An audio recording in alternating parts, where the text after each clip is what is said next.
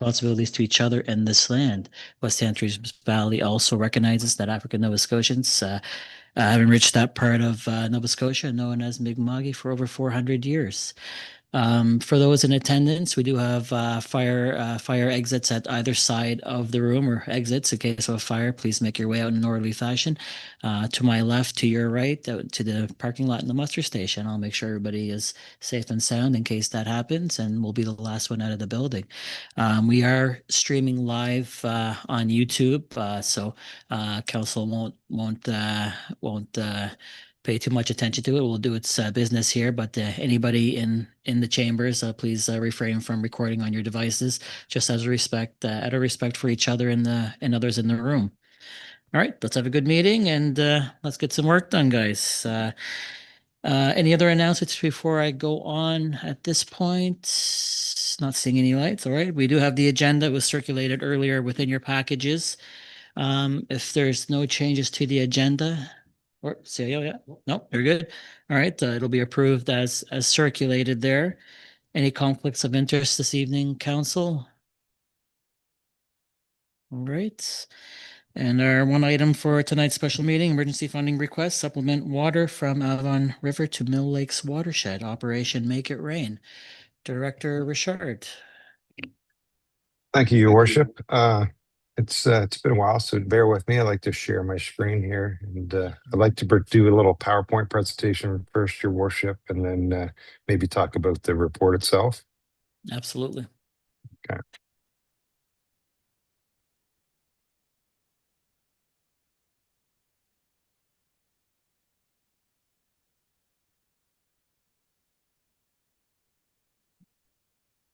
Just confirming you can see that on the screen, Your Worship? We can, yep. Okay, great. So it's just a short presentation. First slide you see here is just an aerial image of our Mill Lakes watershed. Staff have done a fair bit of just investigation during these drought conditions. One is to observe what is currently happening in the watershed, and we're also calling it benchmarking because we're at unprecedented low levels within our watershed. Our last benchmarking was 2016. So currently we have surpassed that drought condition in 2016. So again, taking benchmarking and having this information is good for future forecasting. So the three images you see is just different areas of the lake. The red area is near our intake for our watershed. The yellow area, we're calling that the Narrows. That's a small area which is impacted by a high area related to water just can't reach the red area. And then we're showing the blue area is the main deeper part of the lake, and then the orange area that was surveyed, we call that the floating bog area. So this image here just shows you some of the depths that we took on September 26th. The square hatching there just as a blow up of the intake, the earthing dam. That's the location of our earthen dam. And then the Falls Brook carries past that area. So the areas are in inches, so 42, you see 36 and 40, 44. That's the area where our intake is, and that's the current area where we have a portable pump to help us provide enough flow downstream. And you'll notice as we come into the area that I identified as the Narrows, you'll see 60 and 45. And then as we go out to the west part of the lake, you'll see deeper areas. So and we'll explain that a bit further in the presentation. So the dam area, again, like I referred to, this shows some pictures of the main intake, the earthen dam. You can see in one picture there, it shows the old wooden structure that used to be the dam structure when they were putting in the earthen dam, so allowed them to put similar to a copper dam in. And measurements in that area varied anywhere from 36 to 47 inches. And further out, deeper part of this section, outlined in red, we had approximately 60 inches is the deepest part that we could find. And then we get to the Narrows again. areas in this part of the lake were anywhere from 90 to 100 inches. And then we get into the main lake area. Essentially, it's a largest volume of water and a fairly substantial amount of water left in that area. But we feel that it's not fully accessible due to that high area in the Narrows. So.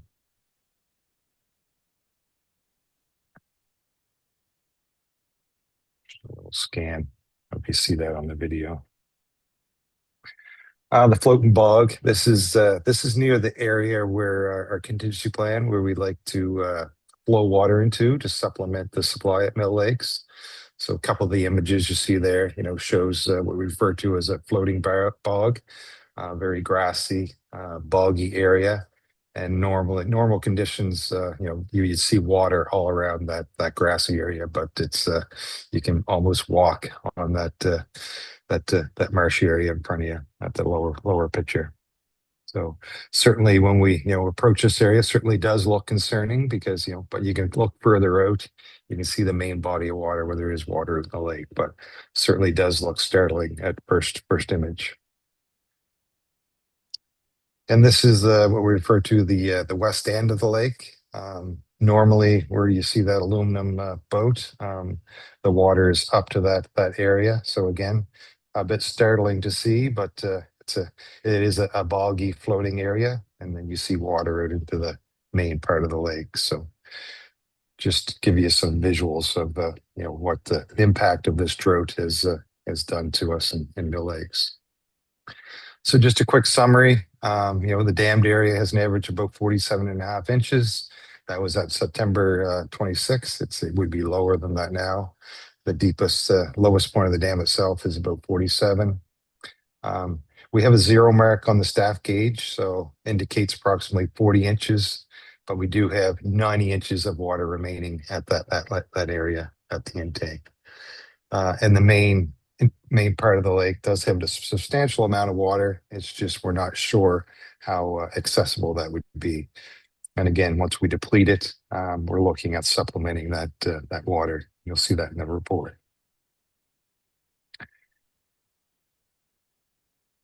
Our survey certainly compared to the 2003 survey, where we had a bathymetric survey of the area.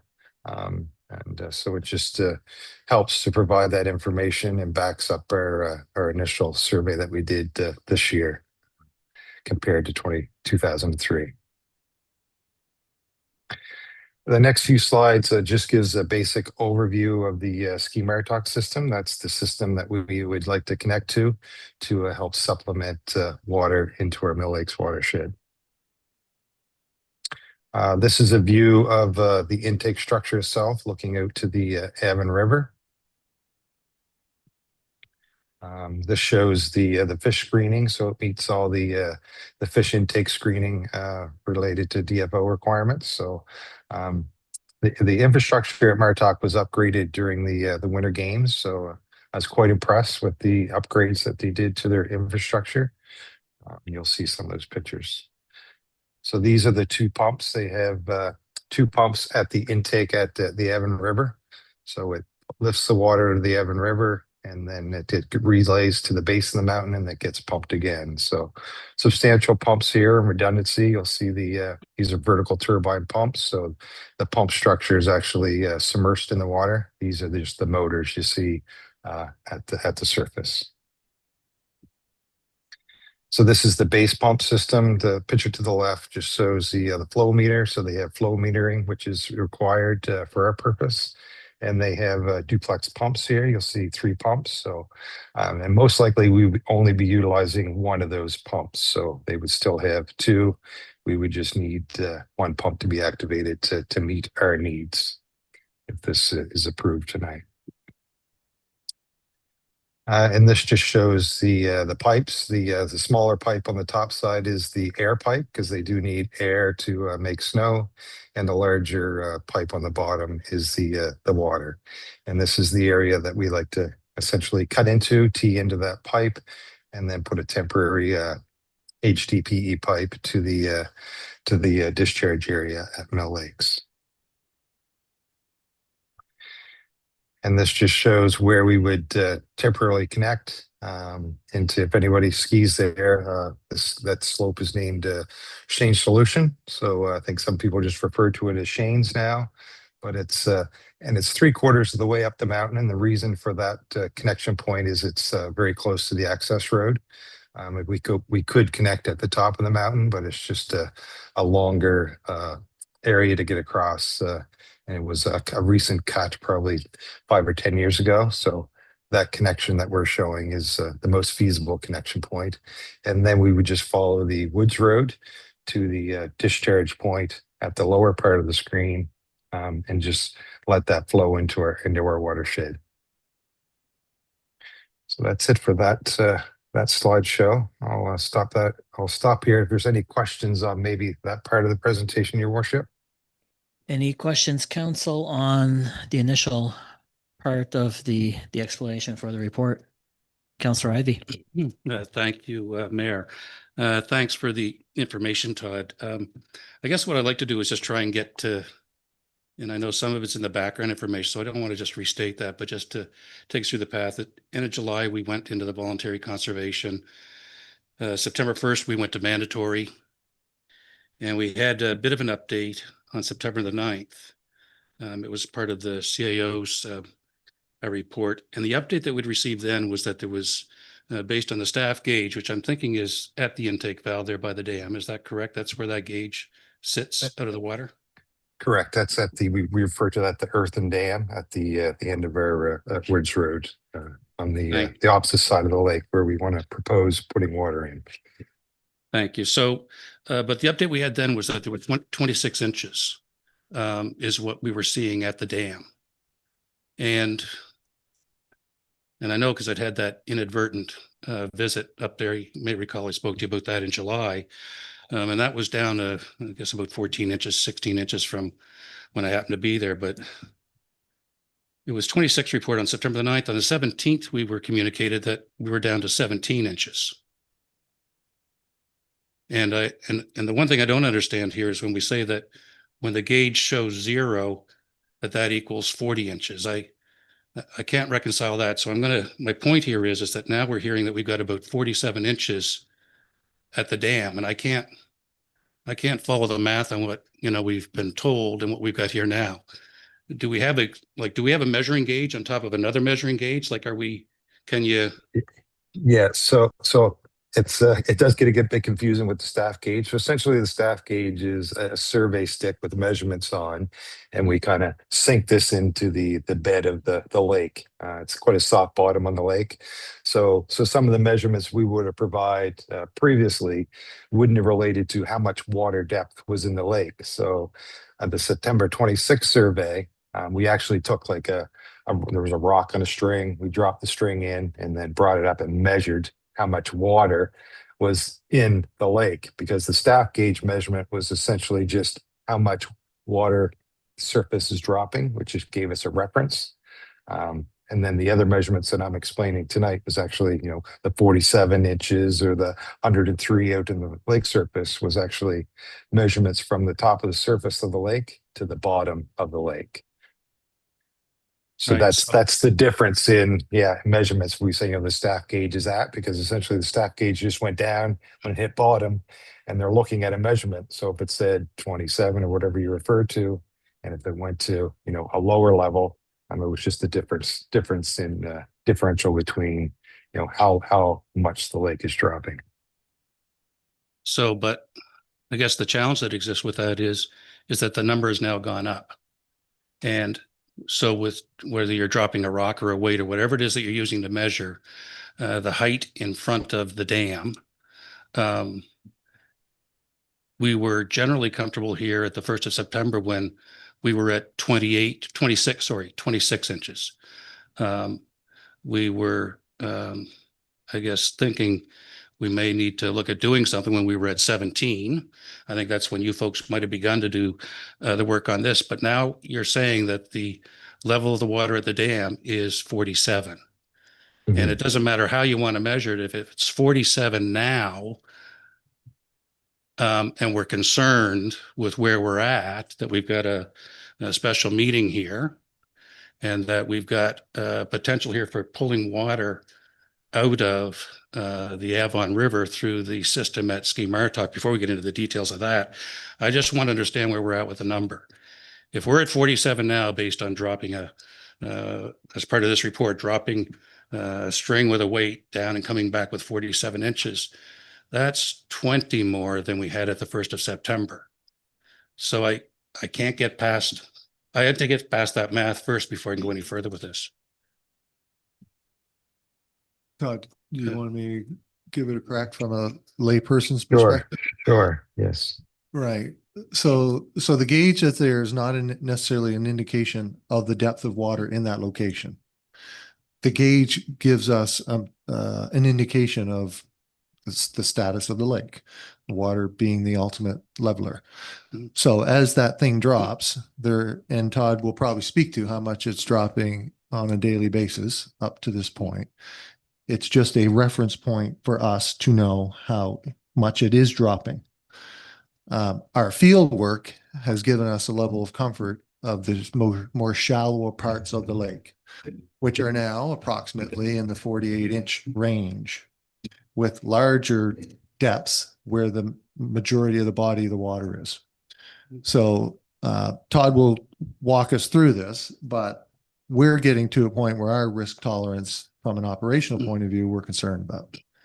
And we're trying to get ahead of the further depletion of it, which we now have a reference not only on the staff gauge, but we do have an accurate measurement on a regular basis, how much it's actually dropping in inches in relation to those narrow, shallow channels, so that we have enough time to try to get ahead of this. And that's why we're here with you. So the math isn't going to work between the staff gauge and the depths. I think the real point now is that we are now at approximately a 48-inch depth, where in theory, if we lose another 48 inches, we'll have a dry, high piece of land between the majority of the water we have in our system. We're going to essentially trap water. So we're watching that depth now, and the staff gauge is an indicator, but it's I would say secondary at this point. So I don't know if that confuses it or not, but we have about 48 inches of water pathway now. And as it continues to drop, that's why we're looking for your consideration. And Todd will probably go through more detail. So I'll just close my comment on that piece. I've got loads of questions here, but on that one, we were comfortable when we had 28 inches and maybe we shouldn't have been. But 28 is what was reported, and then 17 reported. And now we're uncomfortable. It's up at 47, but I feel confident if we went up there tomorrow and looked at the gauge, it will have dropped from when I saw it previously. It will be, but I just can't get past the fact that we were comfortable at 28 and now we're not comfortable. The staff gauge is not an indication of the depth of the channel. So What was reported? Right. It would have been reported. It was that mark on the staff gauge. The staff gauge mark was 27, and the staff gauge today. So the staff gauge today is what, Todd? 9? The staff gauge now is closer to 0. So essentially 40 some inches left in as the staff gauge just hits 0. There's still a stick under that, but it was just a reference. So like our CAO said, the staff gauge essentially is irrelevant. We know how much water level is in the lake. That's what we're referring to in the PowerPoint presentation. So we have some 47 inches, and we're almost dropping more than, and the lower the lake goes, the faster it's going to drop unless we get precipitation. So we're getting to a point that, this thing's dropping over an inch a day. Where at some point we're going to get to a point where, we need to do something. And this is the reason for the report, in that staff's opinion, along with consultants and our engineering staff, we feel we need to have a plan in place to protect our resource. So that's what we're trying to get across tonight, and that, we're getting it to the point that we're looking for council to approve a contingency for us to maintain water supply. I'll let the point go at the present time, but there's the rationale behind using a stick there to as a gauge and it having no relevance to the actual depth just doesn't line up with any, I mean, seriously, what would it take to have properly anchored the stick in the ground at the base level there and have it really read versus 0 equaling 40? So I just want to say that for me, like, and maybe it's just me, but that just doesn't line up with what the way it was presented to us previously. And I'm surprised. Counselor Larry Pinch. So I have a question, but so are you suggesting that it dropped by 26 inches? That's what the staff gauge told us, not that it was at 26 inches. It dropped by 26 inches? So the staff gauge is in centimeters, and we measured in inches. So it didn't drop by, 26 inches over that time period, Okay. 26 centimeters. So, yeah, again, we need to take the staff gauge. As staff, we know what's the level is in the lake. Once that staff gauge hits 0, we have 40 some inches left in the lake. That's from the surface to the bottom of the lake. So certainly, I don't think we need to, we certainly know what the staff gauge has in reference. That's established. That's it's a staff gauge stuck in there so we can monitor the lake levels. And we know how much water is below that staff gauge. So it's not like we don't know what the reference mean. We certainly do. So. No, I can appreciate that. I just think if we're going to use it in the future to deliver information to council, that perhaps something more clear would be better so that we have an understanding, because otherwise the point of giving us a number didn't really make sense to us around the table, I think is what I'm hearing. My question is, and you might be going further into this, you said that staff didn't feel that it was feasible to pump water from the deeper part of the lake into the more shallow part where we are needing it. Are you going to explain why that is, or is this like if there's further slides on that, that's okay. I'll leave my question till after. Yeah, so certainly. So we're looking at, I can answer that your question, Your Worship. Pumping from the deeper part of the lake is only going to deplete our lake even more. We're looking at supplementing the water supply. So certainly that could be done. We would have to build a road, and we would have to put a pump in and transfer water from the deeper part to the shallower part of the lake to maintain supply. That can certainly be done. But we're looking at this a more of a broader spectrum in that, and you'll see in the report, we're at a large deficit of rainfall, anywhere from 700 to 800 millimeters of deficit. So if we get 40 tomorrow, or if we get 400 before freeze up, we're still in a deficit going into the winter freeze up. We like to be prepared. We'd like to have plans. The unknown bothers us. If we get into another drought next year with a deficit, we'll be at this point much sooner. We had a voluntary water restriction in July. That's unprecedented for us. We've been there in September.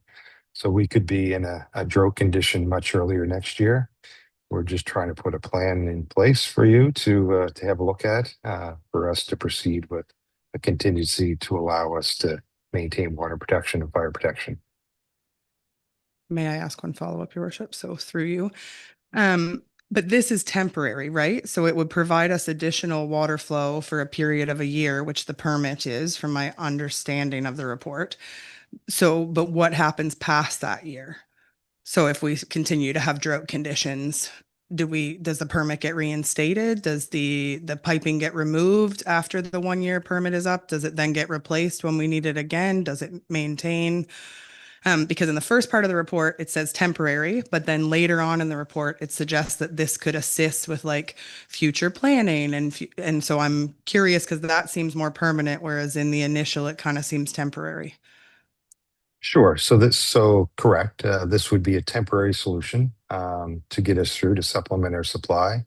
But certainly if this will work, we would look at more long-term measures.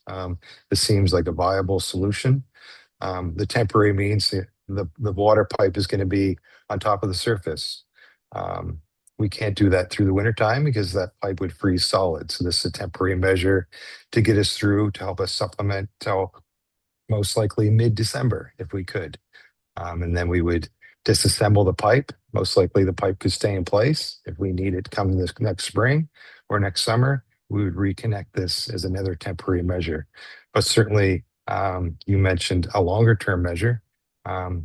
If this is a viable solution, a buried pipeline for a permanent solution to maintain water supply through droughts and future needs and future supply that we're projecting in the next 20, 30, 40, 50 years. So this is if this is a viable solution that could pay dividends for many, many decades to come. I'm sorry, Janusz, you had your light on earlier. You got your question answered. Any more questions at this point before we continue on with the presentation? Councillor Ivey. So I do want to go back to the main lake that we talked about because it sort of lines up with the question that was asked by Councillor Larry Pinch, and it has to do with the volume of water within that depth. We don't have any volume or area that I could calculate what the volume of water is that's around the dam. That I couldn't do, but if we had the area, we could figure it out because we know that there's an average depth in there between 45 and 60 centimeters of water or inches of water. Excuse me if I've missed it on the transcription there. But in the main body of the lake there, the middle lake that we want to call it, that has the trapped water, by calculation of the depth and the area that was provided in the presentation, that appears to be 6 to 9 months worth of water. And that depends on whether you're allocating it at 100 inches in there, 110 or 120. You put it in between 110 and 120, so I ran it at 10 inches less just to be conservative, but that's 6 months of water. If that were able to either be siphoned or pumped or dredged in order to have that get through to the endpoint. We'll always have this issue if we don't dredge out that channel. In analyzing what we have here in front of us, anytime we hit a drought, we're going to have to go to an alternate supply, which involves us going, and I don't want to get into arguments here in any way. I just want to say that what's being put in front of us, that we're going to have to go down to a source of water that is recreational, that is all those aspects, that has different controls that would need to be put around it for it to be used as a watershed source of water that would and could change at any point in time. So to me, I'd really like to understand what it is that prevents us from. I thought we had to dredge out the middle main lake, honestly, but I believe I heard you say, Director Richard, that the issue here is the rising up of the bottom of the lake in the Narrows, which appears to be a very small section that would need to be dredged out to get the water from one end to the other. Because even with this plan, and you can correct me, I'm probably misspeaking here, but even with this plan, we need to load water into the far side of the lake where it needs to consume the area of the bog before it gets down to the middle lake and part of the west end that needs to fill in. That there's a lot of transit on that water that has to take place before it even gets to where we get a chance to get it to the outpoint. So I'm not wanting to criticize the plan at this point. I need to understand why it is that we couldn't dredge that out. Sure, through your worship. So we could dredge the lake and pull more water from the main part. The issue is we're at a point where we're not meeting our ecological maintenance flow downstream. We could pull the lake, we could pull down below, we could drain the lake. But if we're draining the lake in a drought and then next year we're into the same perspective, the only way this watershed will replenish itself is through participation or precipitation. Multiple droughts, it's the unknown.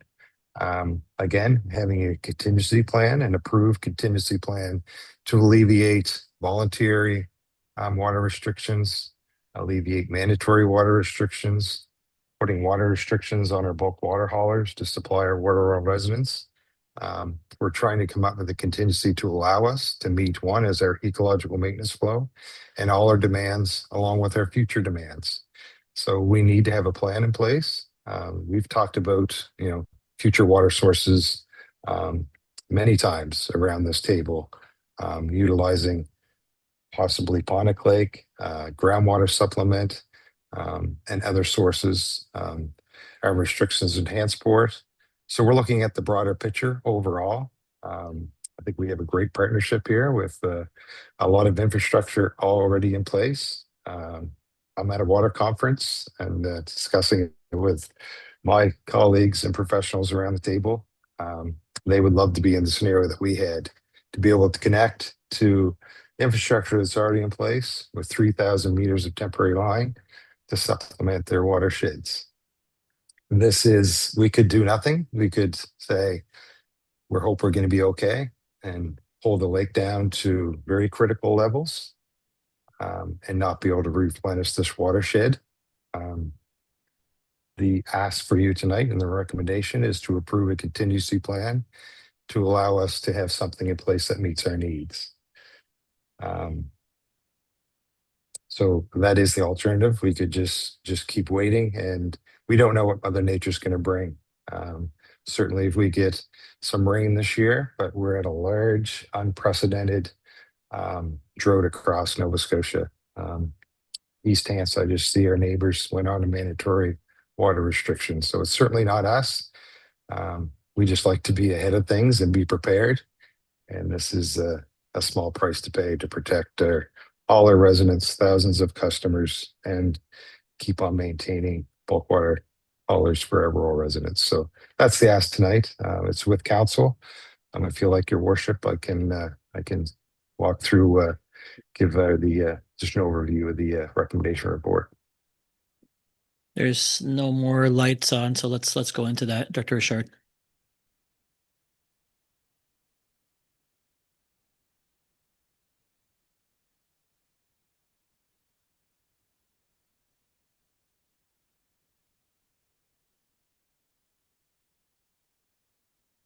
See that report, your worship? It's up there. Yep. Great. So again, you've all had a chance to review the report. So essentially, we already talked about it. I don't want to repeat myself too much. Unprecedented drought that in my career that we've experienced for a watershed. Mill Lakes is a well-established watershed, and we'd like to connect to the established infrastructure scheme RTOC, a proactive measure to safeguard public health, infrastructure resilience, and our environmental integrity.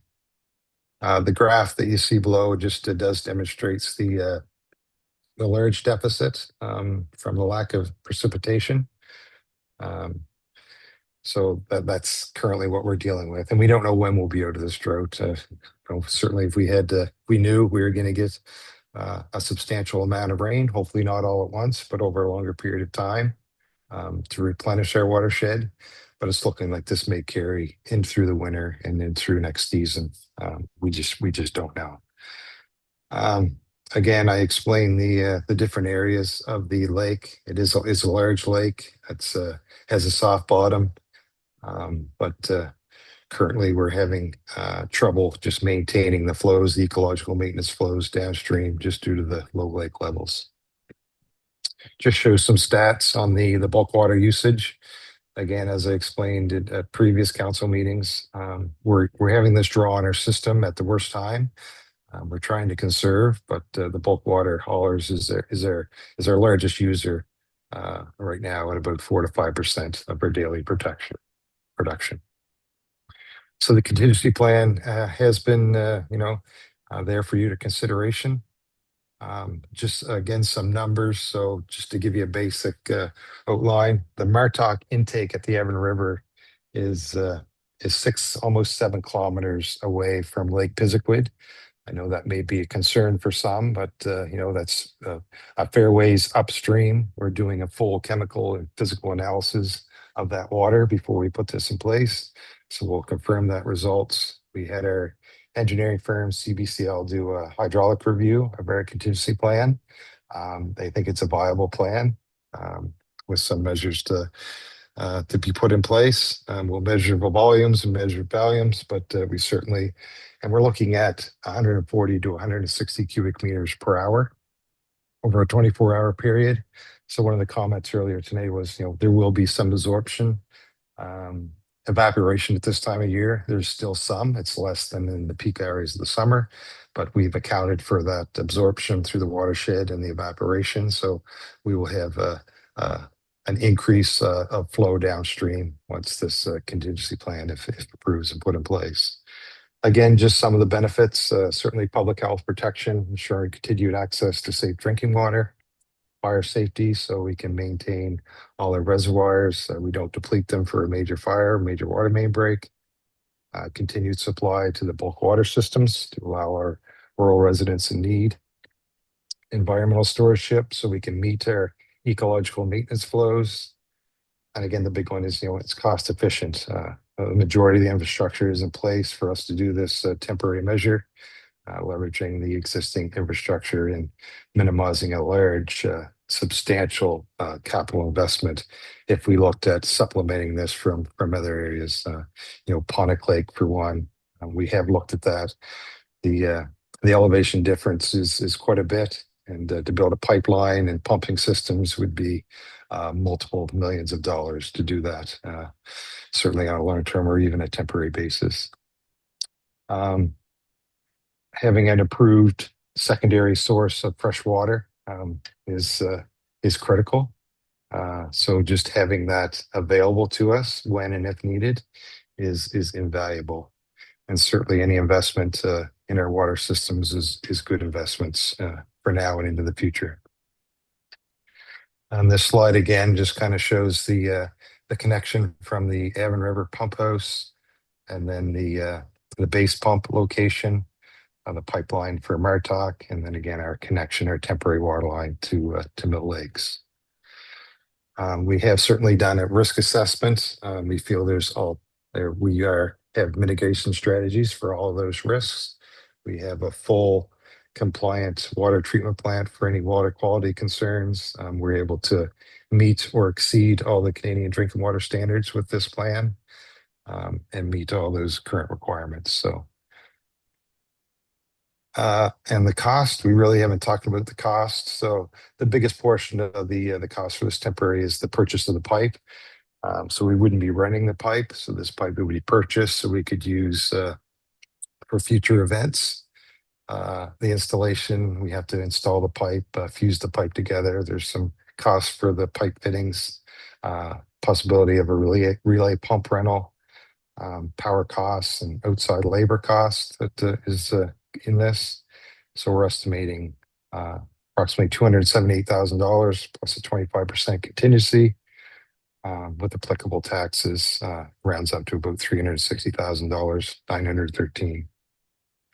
So again, I think council has hopefully had time to review this report. We do have some alternatives in there for you to consider, but the recommendation is as it stands, and happy to take any additional questions, Your Worship. Thank you, Director Richard. Questions on the report, Council? Councillor Leary Pinch. Thank you. Through you, Your Worship, to Director Richard. So does that cost include negotiations with landowners for which that pipe may be running over, or any costs that Martok is looking at for us splicing into their system? Yeah, certainly. So through Your Worship, we've had discussions with all landowners. They're in agreement to our plan. Essentially, we're just going to have this pipe lay off to the side.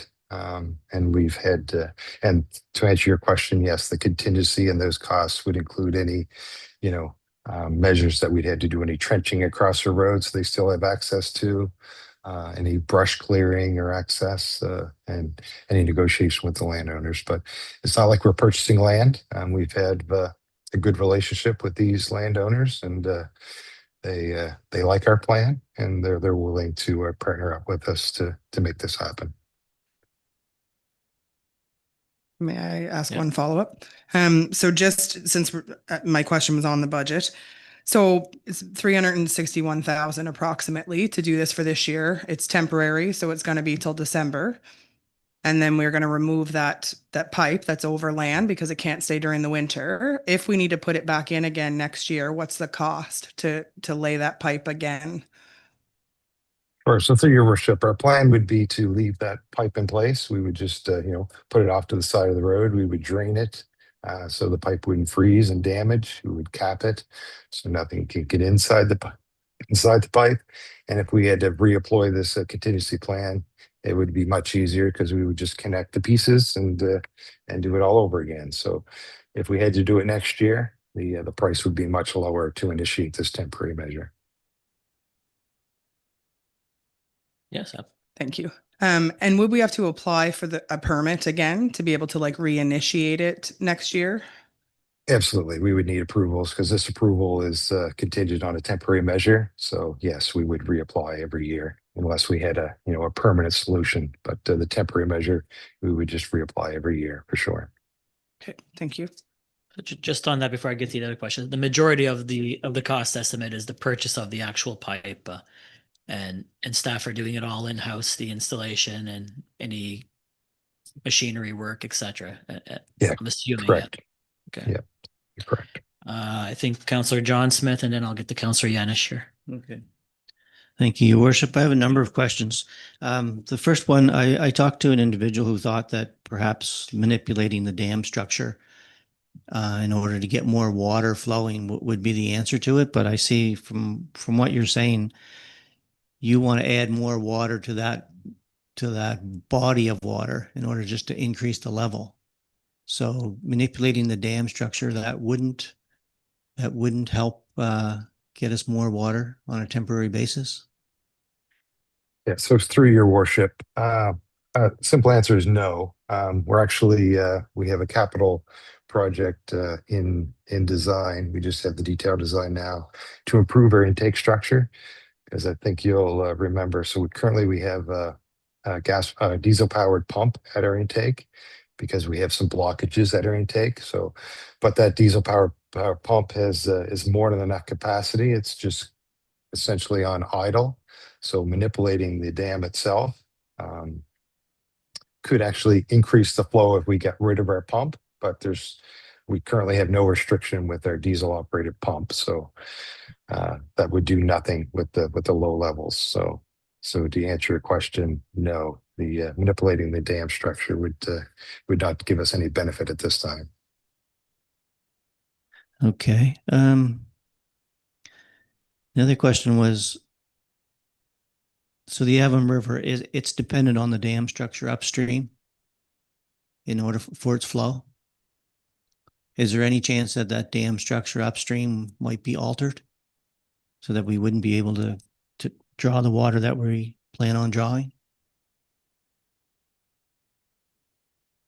So the dam structure at Mill Lake is independent of the Avon River pump system. There's no relation to the capacity of the flow at the Ski Maritock system. Okay, well, that's good to hear. That's good to hear. I had a question around the cost to utility customers. It might be for Director Rochon. It's $347,500. I expect this is going to be billed back to the utility, or will this be covered by the ratepayers?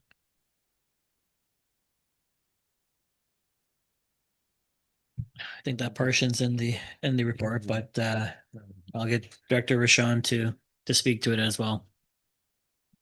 I believe it's long-term borrowing, Councillor Smith, but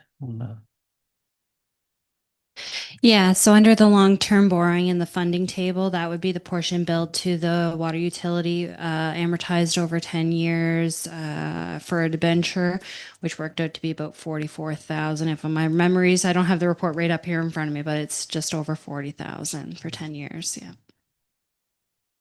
Do you have an idea what it would add to like an average bill for customers?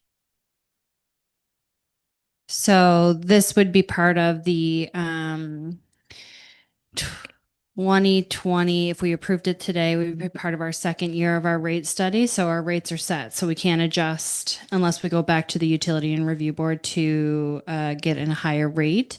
Now with the utility and review board, we prepared our rate study and put in our application. They approved our rates. Any funding that we get towards a project that we didn't anticipate as part of the rate study does create some capacity within there. So for example, the grid project that was just approved by council for application, that would be something that would impact that as well. And we also have other funding opportunities that would open that will again create capacity, but we will be going back to the utility and review board to set new rates in the coming year, because we will be in our final year starting April 1st. So we'll be working towards that. So this will be incorporated into the new rates. Yes. Okay. Okay. Well, that's it for right now. I'll come back to them. Okay, Councillor Yanish. Yeah, thank you, Your Worship, through you to Director Richard. I wanted to touch on the issue of salinity. There seemed in the report, there seemed to be quite a bit riding on the control of the gate structure of the Abateaux, as with regards to controlling the potential buildup of salt water in the river system. Now, it seems to me that when we considered the intake for the Martok system, that we talked a little bit about salinity in that discussion. Can you remember what, if there were any pertinent details there about the water quality? Sure. So through your worship, I can't directly speak to the Martok operation, but I can speak to our pre-planning. So we are doing sampling at the Avon River structure, and we've also been in discussions with DFOs. So just on the salinity levels, when we're doing continuously monitoring, salinity will be one. And we have had discussions with them. They may have to vary the gate, on letting so much salt water come in on the incoming tide. So we are having those discussions because we don't actually know how far the brackish water is getting. It may be very low salinity levels. So once we have those established numbers, certainly will work. And the other option for us to consider is the ability. Currently, luckily, Circular Lake, Card Lake is quite full. Mockingjay Lake and Falls Lake does have a fair bit of reserve in there. Normally this time of year, they take those lakes down for maintenance. So the flushing factor could be a possibility. So we, discussions with Nova Scotia Power, if we need to, we could allow more fresh water down to, if we do get into that salinity level. So we have been in discussions. That's certainly one of our concerns, and we'll mitigate those factors the best we can to prevent any excessive salinity getting into the watershed. So that'd be one of our main mitigating factors to address. If I may, Your Worship, it seems to me that the salinity issue is pretty critical. And when it comes to water treatment, you deal with salinity in a very different, it's my understanding that you deal with salinity in a very different way than you would other quality factors. Could you touch on that, please? Sure. So very high salinity levels. Salinity is dissolved in water, so it's much harder to remove in a conventional process like we have. Lower salinity levels we could address, but if we were exceeding the Canadian drinking water standards for salinity, that would be one of our, and it's identified as a risk. So before we allowed this to happen, we would have that mitigation strategy to prevent any exceedances in the salinity levels entering our watershed. Just final comment and question, Your Worship. From what you're saying, it seems like there's a great deal of variability in the water quality in the river system. And I'm just wondering, if all the monitoring is done, and it sounds very, very rigorous, but at the same time, that water, it's almost too late if the water is already in the Mill Lake, and the treatment doesn't occur before the water goes into the lake; it occurs after. So it just seems like there's a fairly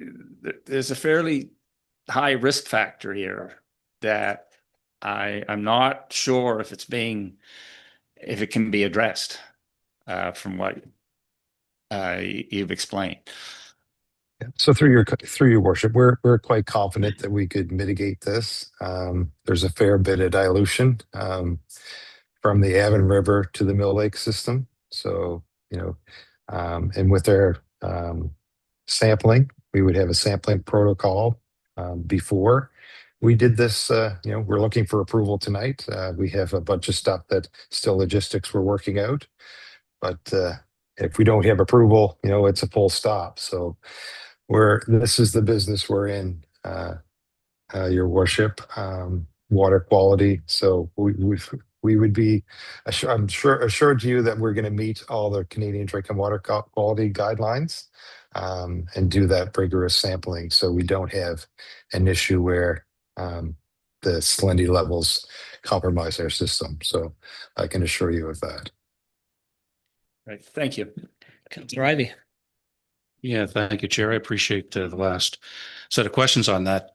Two different water types of sources, one being tidal river with a different level of sediment flowing through it and all kinds of things that kind of affect and impact that both upstream coming from the lake end of things, and then downstream from the other lake bodies that exist up above it, again, which aren't subject to any watershed controls, the likes of which we look to see within a standard watershed area that we have. Just a comment as it relates to the financials. We didn't touch on here. It's my understanding that the cost of power is significant in operating I'll call it the pumping station or the water removal system that exists through Ski Martok. I don't see that built in here, but I hear that cost is extensive. Have we done anything to determine what that is? I don't want to quote a number that I've heard because it's not from the direct source, but has that been built into this, Director Richard? Yes, through your worship, the power costs and outside labor have been 60,000. within the 60,000. We've been in discussion with Martok. Some of their figures are when they're in full production, we won't be operating their large air compressors to make snow. The largest component to make snow is air. It's not water. The larger percentage is air. So when we're doing the temporary measure, we would only be running a fraction, like say probably one or two of their pumps, not full production. So those power rates would be much lower than when they're at full production, and they are on a peak demand. So when they have all their air compressors and all their water pumps running, they get that peak demand. So it'd still be peak, but the amperage draw when we're running on the temporary system would be lower. But we have considered those impacts, and we've been in discussions with Martok on their power costs. So we've included that in the budget. Thank you. Clarity on the item that, and I guess I got confused on this. We have power costs and outside labor is combined at 60. Do you know what the breakout is on that? Like, is that more power than labor, more labor than power? And the only reason I ask it, I'll take it back, is that you talk above about pipe install and fusion, which I take to be a labor cost as well. Am I wrong on that? You can set me straight with I'm wrong, and we can move on if you wish. Sure. Through your worship, a bit of both. The power cost would be the majority of the 60,000. Okay. Outside labor are, there's Martok staff that are probably going to be wanting to check on their systems, checking on their pumps. So we'll have to compensate them for that, especially if we're running the system 24/7.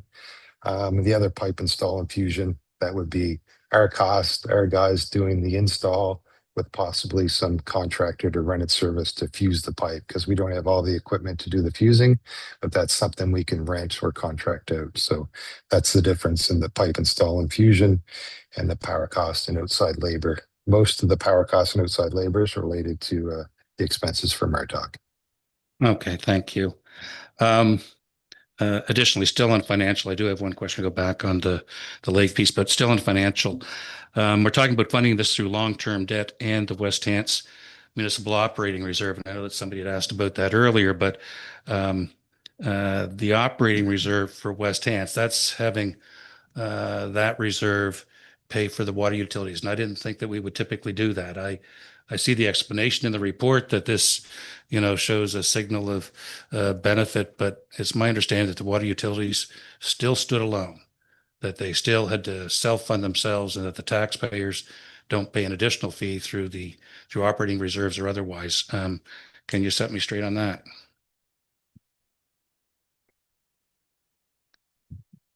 And Maybe Director Rochon, how you broke it up. Sorry, I should have known if I was going into financial that my apologies for not directing that directly to you, Director Rochon. Did you get the question though? Are you? I was listening. I was just Thought you waiting. were, I didn't, just wanted to be sure that. Yeah, so typically you're correct. We wouldn't necessarily lead with this, but where we are in this situation, we do have two bulk water stations, which is more than some of the other utilities across the province. We are trying to support our rural residents. We thought we'd show that initiative to the utility. I'm saying the Utility Review Board, not the Utility Review Board, but once we got there to say, you know what, we recognize that some of our capacity is going to support these bulk stations, and we want to make sure that we're showing them that we're willing to pay that way, and that's why it works out to be about 4.5%, because that's based on what the station is using. And they typically like facts when we're going to apply for so we used, again, the water, everything that can be based on fact, so that they can support that recommendation. Okay, thank you. As it relates to financials, and I'm not looking to jump the gun here, believe me, but because we're looking to finance this through long-term debt, and I think many of us are debt adverse. When you work your life to make sure that you're out of debt, you like to stay out of debt, and you like to see the way you do your operations the same way. So have we seen sufficient detail on the 24-25 financial year ends for the water utilities to know whether we have a surplus there that would go towards paying for this capital project initiative, I guess I would say, because whether it's short term or longer term, I'm not sure where that fits in the bookkeeping. But have we seen sufficient detail on the 24-25 financials for the utilities to know that we do have reserves increasing coming in that we could use to cut down that debt? We can definitely look at that as a component to reduce the debt.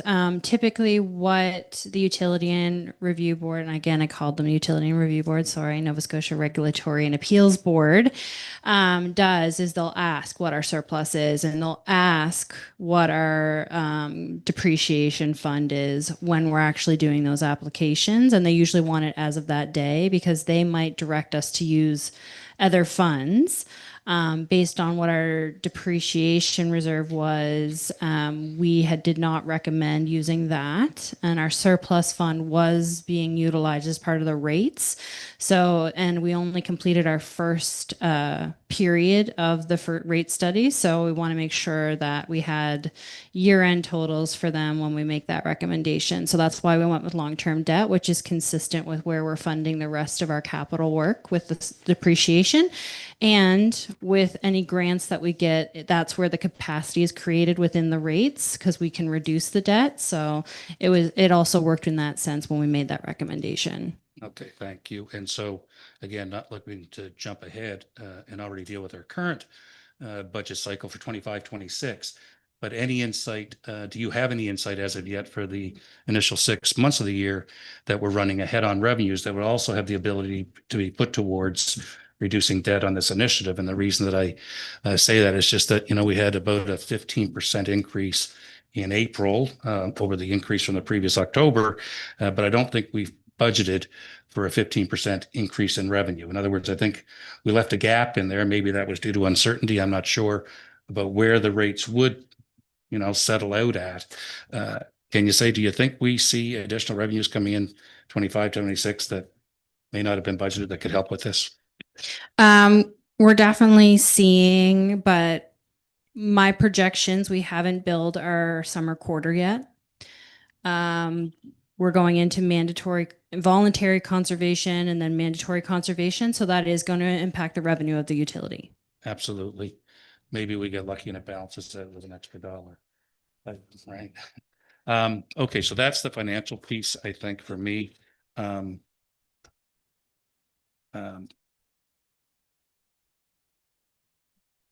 That's the financial piece, I think. My next questions are off financial. So if anybody else has other financial they want to weigh in on, or Do you have more on the actual lake side of things? I or- do, yeah. Okay, I'll come back to you just in case, Yeah, and then we'll yeah. get back to that. Councillor Smith.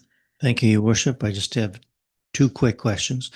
During your research, do you know if the lake levels for the lake in Windsor were ever discussed?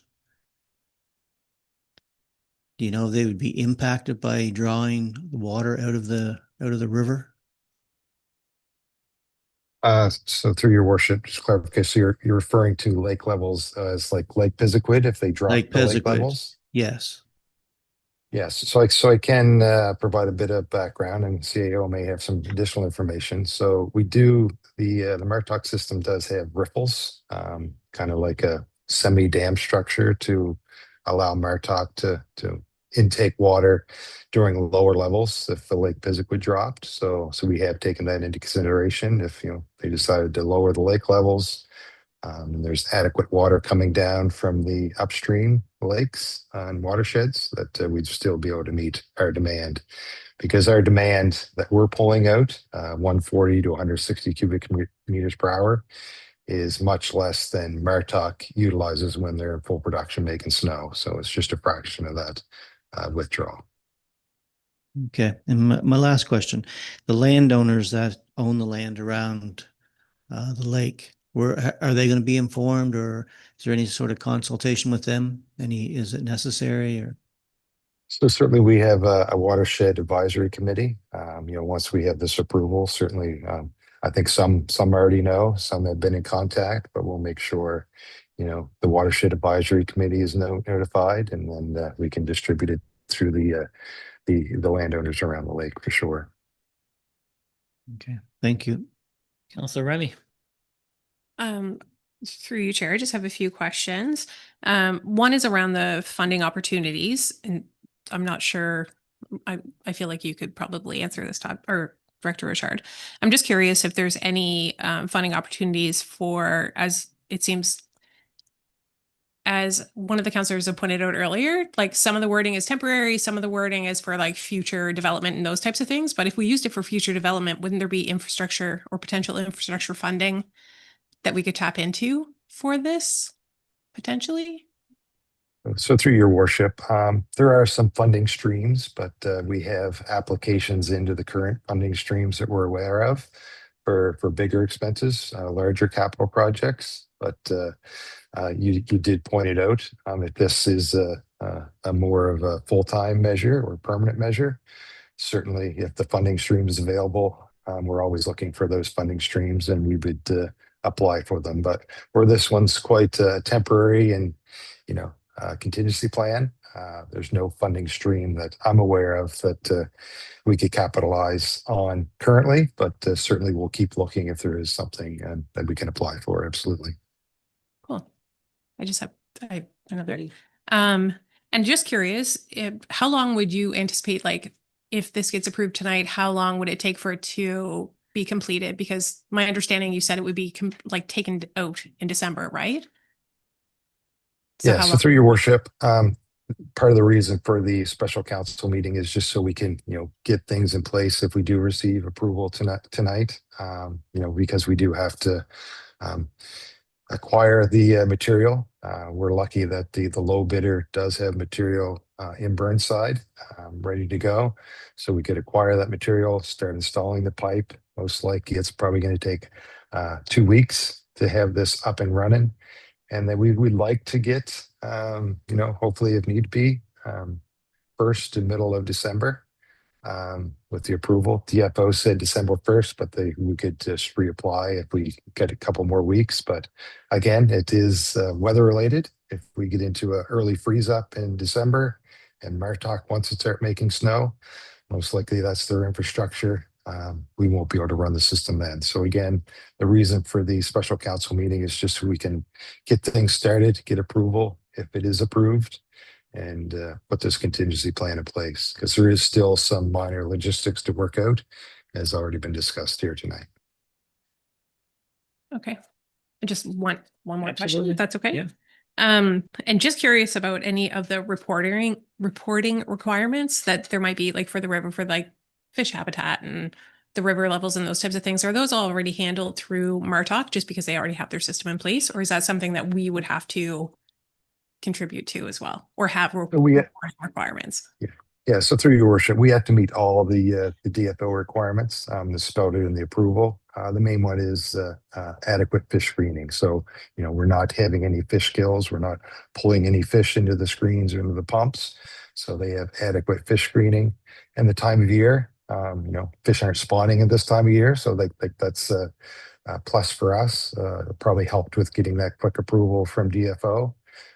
Because the time of year is probably not, it's probably a good time of year for this type of thing to happen. So again, we have to meet all approvals, all conditions in the approvals, and they're quite spelled out. So, and we don't have any concerns with not being able to meet those conditions. Okay, sorry. And it wasn't that I was wondering if you were concerned. I was just wondering if we had to deal with the ones like further up the river or if that was dealt with through Martok. I guess that was my question, where they already have that infrastructure in place and we're tapping into their system. I was just curious if it had to be doubled up or whatever. I think you might have answered though in a roundabout Yeah, way. we're kind of piggybacking on Maritoc's water withdrawal permit. So Cool. yes. That's what I was asking.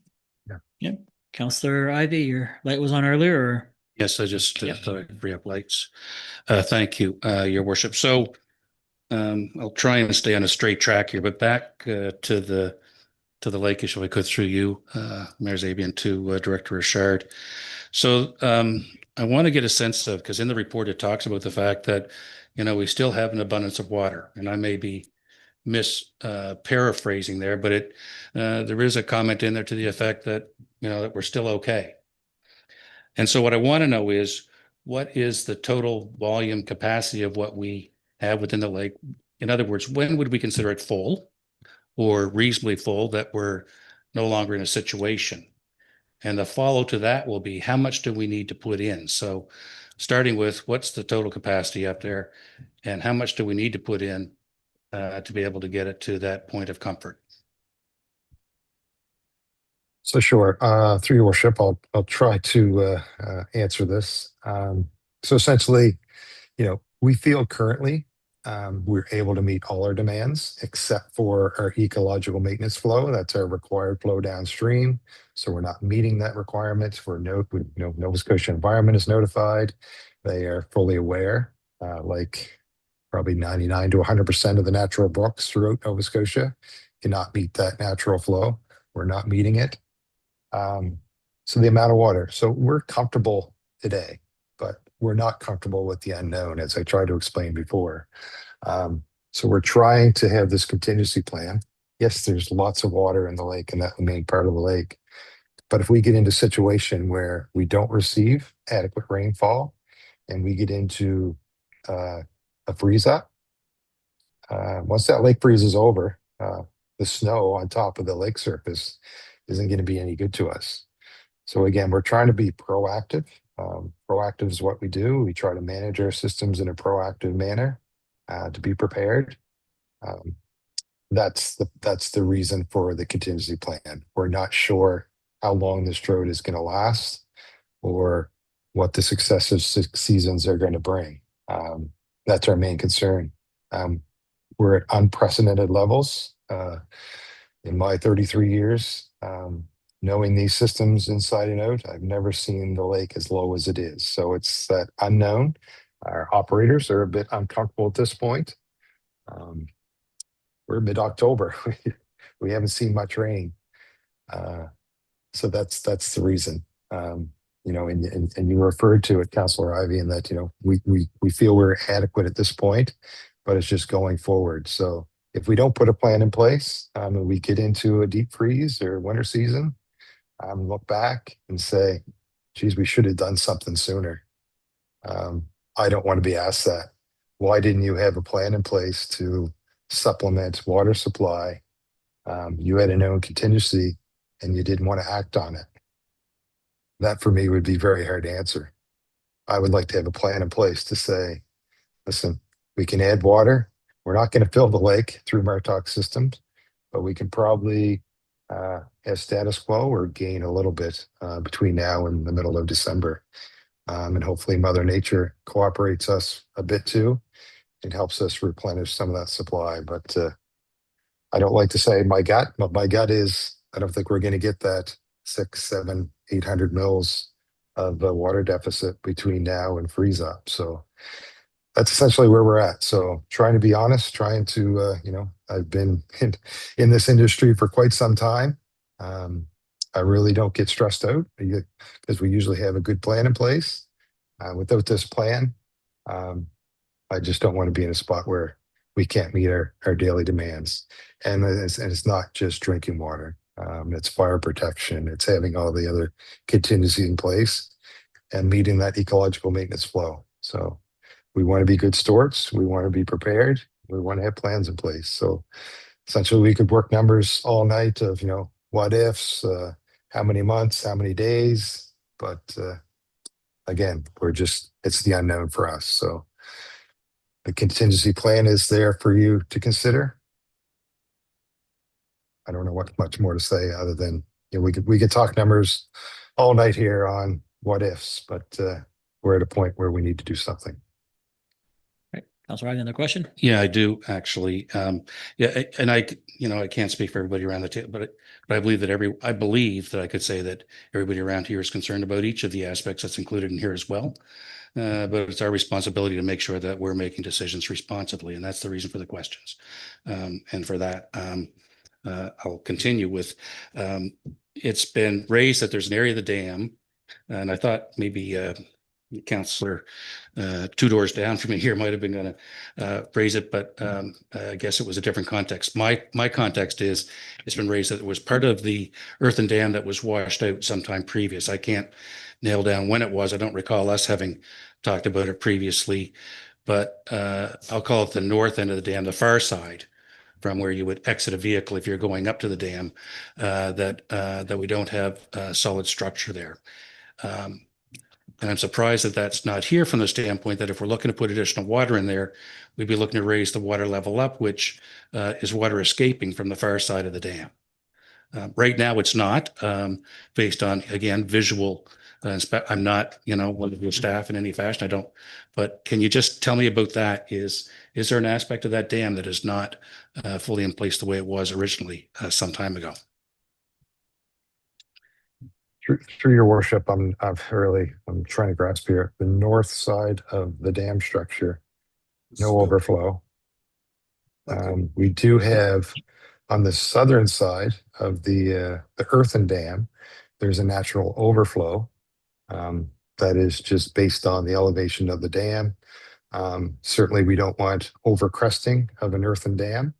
That's the last thing we would want in a dam structure is overcresting, because you're going to erode that structure. So there's a natural overflow to the southern side of Mill Lakes that, when we have adequate, large amounts of water in that dam, it just naturally goes over on the south side and down and enters Falls Brook. But that's no construction or no modifications have been made to that since that dam was constructed, to my knowledge.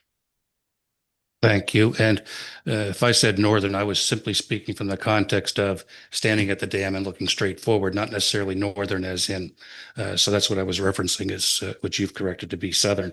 And so my question wasn't about whether we've done any construction or anything over there, but has that eroded or gone down in any fashion that we have more water in the spillway going out than we would have historically? Not to my knowledge. It's a natural stream. It's well established. We do inspections on that dam quite regularly. If we had erosion or something that caused us concern, we would be aware of. So nothing I'm aware of, and I've frequent that area quite frequently. Okay, thank you. And I think my last question is, we've talked previously about an integrated plan, an integrated program being put in place for the water plans and so on. If we weren't in this drought, would the solutions being looked at today be what we would be considering as a long-term solution for what we would do to supplement the water in Mill Lakes? And I guess I asked that question in the context when we were approving the third process train in July. We asked about, is this a water supply that's still worth continued investment in? So I think the answer given was, yes, it's still a water supply worth investing in, but would we be looking at this as a solution if we weren't in the current situation that we're in? Sure. So through your worship, so the integrated resource plan was mentioned. And in that is, looking at same things, additional sources. One of the options I discussed with before is potentially raising the dam, but it's not just this earthen dam. We would have to, go all the way around the lake structure. There would be, could be more infilling and flooding, but that certainly is a possibility. But and I had brought up previous on just discussions around capacity and growth and development. And I think it's been referenced tonight. We have, it's our largest watershed. It's an adequate watershed. My only concern, previous and years previous and now is drought conditions, things that we don't have any control over, Mother Nature. If we had a normal year of precipitation, we wouldn't be here tonight. We wouldn't be on a voluntary or a mandatory water restriction. It's the unknown, like most water utilities throughout the province and beyond. It's these severe drought conditions. So to answer your question, through your worship to Councillor Ivey, is yes, the integrated resource plan will piggyback and identify these areas. But again, we have a freshwater source that's with infrastructure built to the top of Martok and 3,000 meters to our watershed. So why wouldn't we look at that as a temporary or a long-term permanent solution? So along with the other ones that we discussed. All right, thank you very much. I'm going to get to Councillor Yanish, then Larry Pinch, then Whedon. Yeah, thank you, Your Worship. I appreciate the urgency and the idea of being proactive to come up with a solution. But what I'm hearing is that this solution is going to be both temporary and permanent. And so my question comes from the point that under the MGA, municipalities are empowered to be responsible for their dedicated water supply areas, and they can control development and activities in those dedicated areas.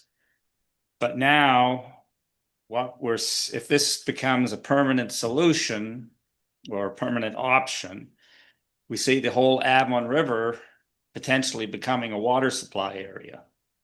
And my question is whether there have been any discussions with the provincial government about who's going to be responsible for looking after the Avon River as part of the municipal water supply. Sure. So through your worship. So we have a water supply, a supplemental water supply, and we have a protected watershed. So Mill Lakes will still be our watershed, but absolutely we're introducing source water, surface water into Mill Lakes. So we have approvals currently from DFO and Environment to meet our needs for supplementing this watershed. Long term, we're talking, much different approvals. I'm not sure what they would be, but there may be some conditions on Avon River. But things certainly have changed. A protected watershed in the 70s and 80s, when we had not full treatment, the water plant would have taken raw water from Mill Lakes, put it through a screen, added some lime, and put a whole bunch of chlorine in the water. Those standards are far exceeded today. We have full state-of-the-art treatment. There's treatment plants in Nova Scotians that Lake Major is within a fully developed subdivision, so they meet all the water requirements. You look at the states out of the Mississippi River. When you get down to San Diego, the fact is that water's probably gone through many water treatment plants and probably 30 or 40 sewage treatment plants where they deposit that same water into the Mississippi River and they clean it through treatment that meets the quality standard. So to say to you, yes, we're taking a separate source, but the absorption capacity in the Mill Lake, taking a fraction of the water into that large body of water, certainly there's a natural purification process that happens. That's I think 6, almost 8 kilometers from the where we're going to deposit that throughout that lake when it reaches our treatment plant, natural brook. So there's certainly, to answer your question, yes, there may be some additional conditions if this is a full-time solution. But currently we have the approvals in place to make the temporary, what we're looking for tonight, work. Thank you. Councillor Leary Pinch. Thank you, through your worship. So it stated in the report that there were two companies identified who could provide, the materials and this work, albeit that many municipal staff is also what I'm hearing are going to be completing the labor portions of the project. How did you find those two companies? And they don't state in the report who they are. Typically, when we see that come from a tender, it states who the lowest bidder is, who the higher bidder was, and any others. So were there opportunities for other companies? Like, did we reach out to all local companies and ask, or did we just go to specifically two companies? So through your worship, to answer that question, yes, we've reached out to all our suppliers throughout Nova Scotia, New Brunswick. It's just supply. 3,000 meters of pipe in a yard is certainly unheard of in today's climate and market conditions. So the McClellan Sales gave us a contact to the company that has the pipe. It's a common pipe, DR11 HDPE pipe. They have adequate supply. The other company is Battlefield Equipment. That's the same company that we rent equipment from. They gave us a rental price and a purchase price, but they can't supply. Even when we first called them, they said they may have some, and then the next week they said that it was already committed to, so they couldn't actually supply what they thought they could as far as rental equipment. So it's supply and demand right now. And yes, we've utilized all our contacts throughout all our suppliers, and that's where we're at today. Thank you. Councillor Whedon.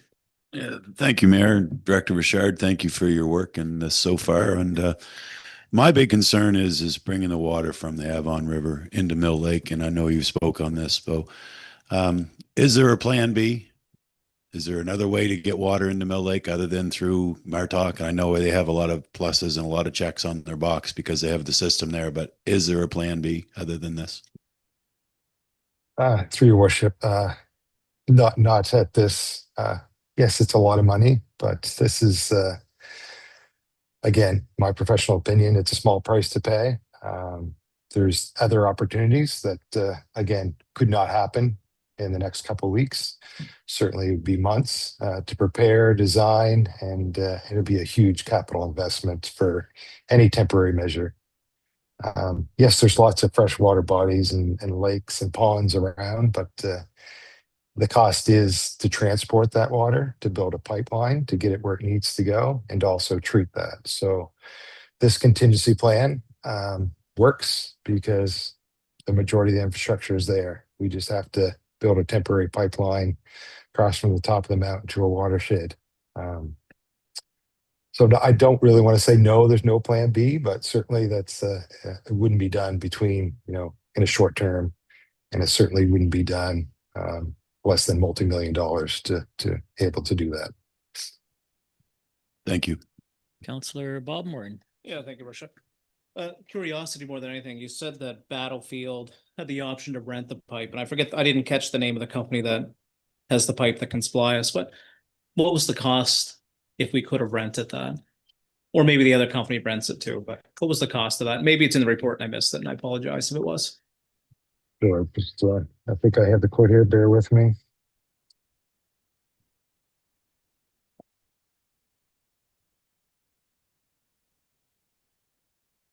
So through your worship, so the supplier that has the pipe in stock is Engineered Pipe Group out of Bedford, Nova Scotia, and the other quote was through Battlefield Cat Rentals, and the rental price was $660,800 just for the pipe. So that was rental, and the cost to purchase was $723,800. So certainly the rental price wasn't feasible to just rent it and then not have that. So again, it was just supply and demand, and even to rent it, it wasn't available for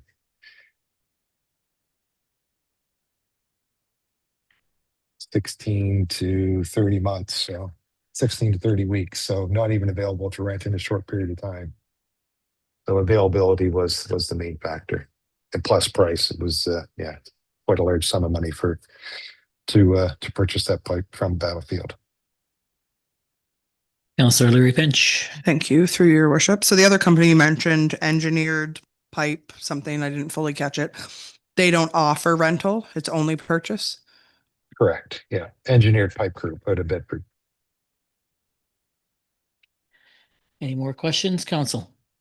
Councillor Paul. So there's one quick question to you, Todd. So what I heard here tonight is you're not trying to fill the watershed. You're trying to maintain what we got until it freezes.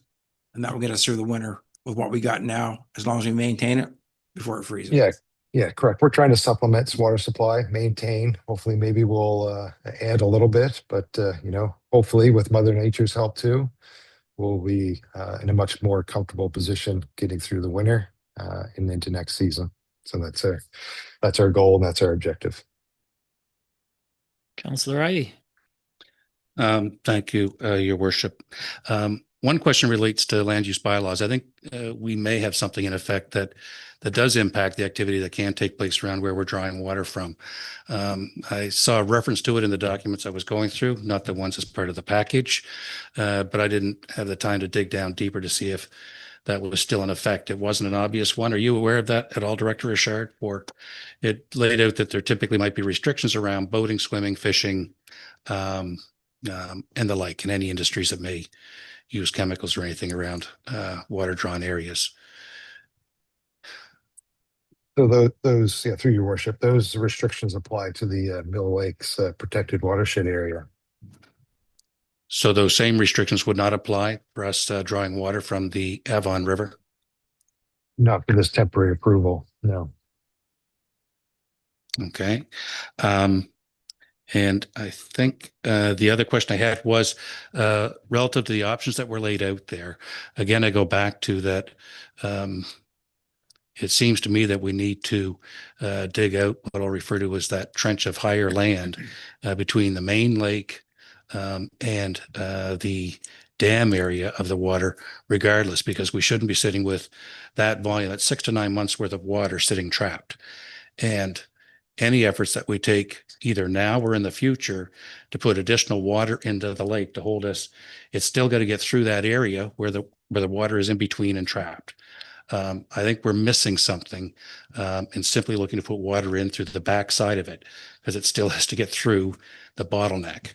And further to the comment earlier about possibly raising the dam, that would serve to have us with additional water held and impounded over time. So I think that's also something to be looked at.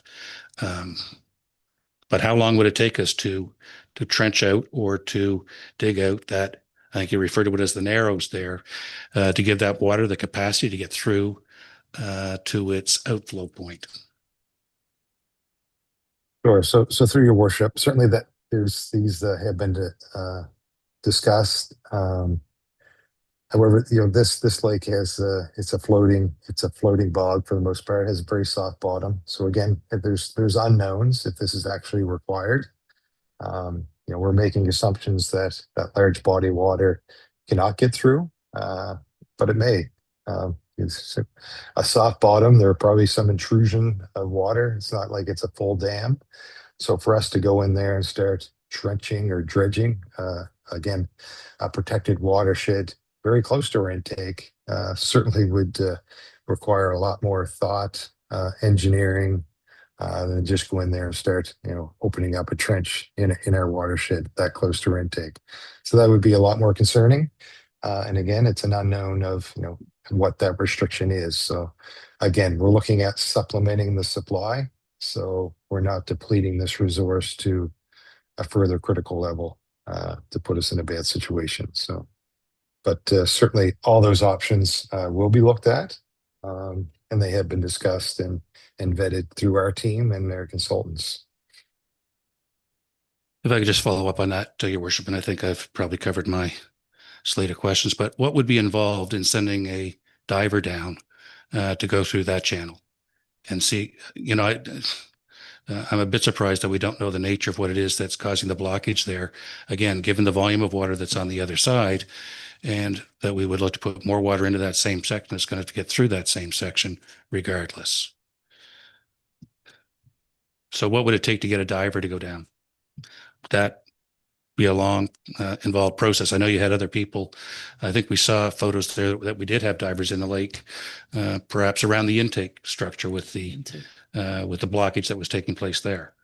Are we not able to contract those folks to go down into that channel and see what's involved in holding that water back? Through your worship, yeah, absolutely. We could have a diver come in, but I think it's a bit more to the scope than just getting a diver in to explore that area. I think there's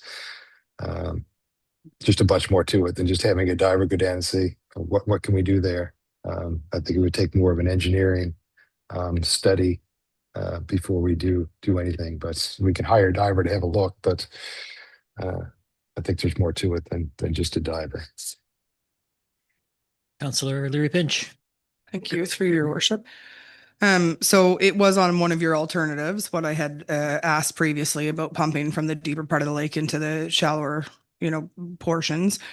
Do we know what an approximate cost differential would be to that in comparison to this temporary measure, and what the time difference would be? Like, is there not the possibility, as opposed to like building a road in to get a pump, that you couldn't like utilize some type of air equipment to place a pump where it needed to be, or something like that might not come with a $400,000 price tag? Yes, certainly, yeah, we could look at that. It certainly wouldn't be cheap. You're going to have to build some type of road to get a pump in there. There's going to have to be a pipeline established, but certainly we're certainly into a fair bit of money. May not approach this amount, but there's going to be a fair bit of activity. Certainly going to be an access road because there's no direct access to that deep part of the lake now. So I can certainly do up an estimate, but again, we're not adding or we're not supplementing the water supply. We're just going to deplete that Mill Lake's water resource even more by pumping out of the deep part into our intake structure. So we're not gaining anything by doing that. Is my suggestion that we wouldn't do that. We're looking at supplementing, not depleting that resource anymore. Yeah, I understand that. I guess I was just looking, if we're looking at temporary measures, increasing the water levels of the lake to get us through the winter kind of seems. Anyways, it's an opinion thing. It's not a question, so I will hold it for our discussion of council. Thank you. Any further questions to Director Richard?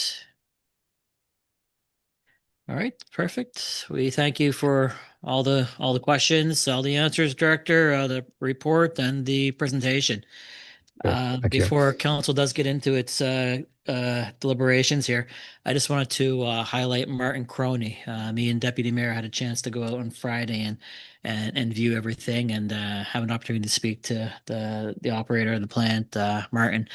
And it's pretty passionate. I would say lightning, that phrase, but definitely I think he deserves a kudos for managing what we have had and getting us to this point. He's done a wonderful job to this point. So I just want to highlight Martin there, and he would discuss anything with anybody at any point. So Deputy Mayor. Yeah, I'd just like to add to that. I mean, he was pretty passionate about it. And I mean, sitting around here and listening to the questions are all good questions. And like I said to him, it's really good management, what they're doing with the pump and turning it on and turning it off. And to actually see how low Mill Lake is and see that reader of it, it's scary. We walked back, and I don't know, CAO, you may be able to tell where we walked back, and it was like a bog, and it's scary. There's no water there. And to see, and like Martin mentioned, the lake is deep, but if we drain it, we don't get any rain, then we haven't fixed the problem. We probably have made it worse, because then where do we go? And, he said, walking out, he said, I don't leave this I go home and I think about what else can we do? And there's not a whole lot of options. We need rain and we need a lot of rain. And at that time it was like, I think he said it was a centimeter with the evaporation going down a day. It's over 3 inches a week. So, you know, we had a fire on the weekend. That's taken water. So it's very concerning, and we don't have a whole lot of options. So, I mean, great questions, and, you know, staff has put a lot of time into this, and they're sleeping, eating and working this, and it you know, kudos to them, because it is nerve wracking. So. All right, we do have a recommendation there. We'll put that up on the screen just for information. Yep. And there were alternatives in the report as well, but I'm open for any considerations of council at this point. Councilor Lee Lynch.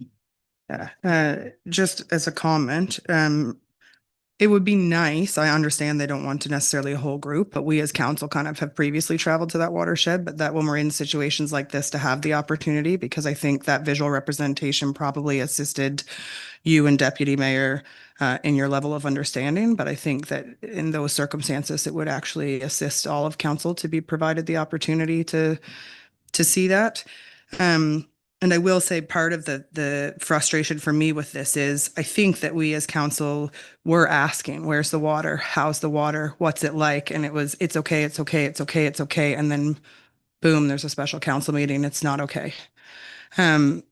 Which doesn't feel so much like it prepared us, I guess, as council. And 400 grand is a lot of money for 3 months of some water that may last as a more permanent solution. We might be able to use it again, but we also might not be able to use it again. Like, the number is a lot to swallow. I think from my perspective, if it was a more permanent solution, like it's 400 and it's staying there and this is what we can use for future, and we had confirmation of that, it would be a much easier decision, just from my personal perspective than the temporary.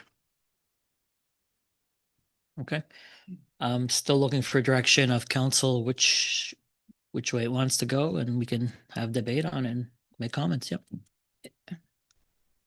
Deputy Mayor. I mean, to have discussion, I'll put the recommendation on unless someone wants to put something different on. No, you got the mic. Okay.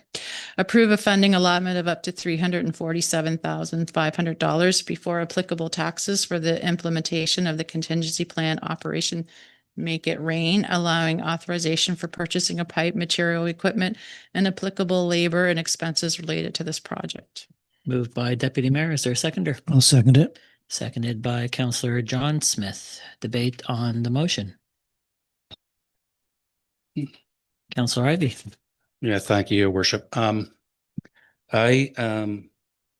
know, we've had a lot of discussion here this evening, and I guess I go back to what we had for a thinking or an expectation of what was in front of us in previous updates on this compared to what we heard here this evening, that the measure wasn't the measure. The measure was a baseline that showed us a drawdown. And it showed us a drawdown in the 9th of September through to the 19th, 10 days, 10 inches, which went to an inch a day, which was concerning, but we didn't, seem to move on that. So having to shift that thinking around on that is not as easily done as it may think to be, because I still struggle with seeing that 100 centimeter stick and thinking that there's the 100 centimeter stick and then there's another 40 or another, whatever it is, another 80 centimeters, I guess, below to get to the other 40 inches that we're talking about that's there now. Further, there's the issue of the type of water that we are dealing with, two different types of water here that we're looking to make possibly a short-term compared to a long-term decision on. And we're looking at this because there's infrastructure in front of us that could help carry that water there, but is it the right path to take, which goes to the reason of the integrated plan or the or thought plan on the options. And there are options here, but we don't have any information on what it would take or what the nature of that blockage is within that channel. We should know that. We should know if that, involves having to blast out rock, or if it's a boggy bottom or something that's gotten trapped in there. We have no idea what the extent or the nature of that is. And we should have known that coming in here that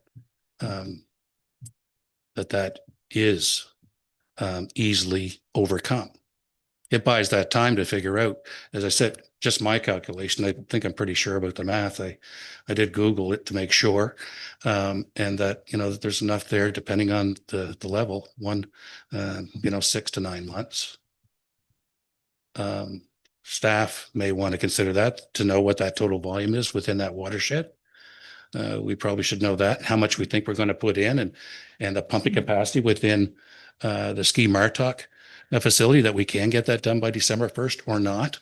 What does that look like? For sure, replenishing, getting water in there faster than rain would be a good thing, but I don't feel that we should be still looking at this with these questions at this point, to have an expenditure of $400,000 in long-term debt. I'd like to know what that looks like. I don't feel that this is proactive. It's proactive based on the situation that we're in, but it's because we're in the situation that we're looking at it, to be frank. We talked about other resources here as much as, in detail 2 years ago, and there was no interest in looking at other options 2 years ago. Dalhousie students were going to do a study. We didn't hear anything back on that. I'm guessing it didn't happen, but on other resources for water. And I just feel like it may cost us another week to get up there, to take a look at it, to reconsider, to think about it. But tonight I cannot say yes to this, and a week may be too much to cost us on that, but that's my view of this. We should know what those other options look like. There's another lake in the area, Palmer. Does the ability exist to bring other lake water into a lake environment as opposed to river water? Is that doable? Is it not? I don't know the lay of the land between Ponick Lake and Mill Lakes. It seems to me it would be a lower grade than what it is from the head of Ski Martok up. But again, what we think the lay of the land is, and if you're flying over, you're looking down at it, it's not the same. So I'm just saying that's my view on what I see in front of us. And I wish it wasn't that, because I do care about making sure that all of us still have water and have the ability to turn on a tap without taking on further restrictions or without, scaling back any other areas that we have it. But those are my comments. Deputy Mayor. Thank you, Mayor. I hear all the concerns, and I think we're in an urgency, and I don't think time is on our side. We could be fortunate enough to get the 35 to 50 mils tomorrow, and we get 10 mils, and it's not going to do anything. Is there a better way? Probably, but do we have the time to wait for that better way? And if I remember, Martin mentioned the other day about dredging and needing the road and its big excavators.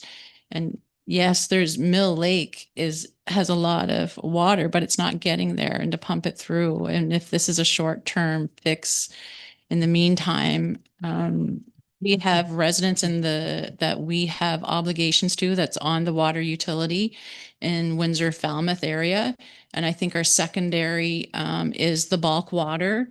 We've cut those hours back for the bulk haulers. And I would say they would be the first to be cut back, because our obligation is to the water utility for the ones that are paying for it. Yes, the rural residents are paying for bulk. I mean, I'm in that situation as well. And it's not fun. And there's more people running out of water in the rural areas as well, that are just starting to run out, that have never. So if we have to cut it back anymore, we're putting them in jeopardy as well.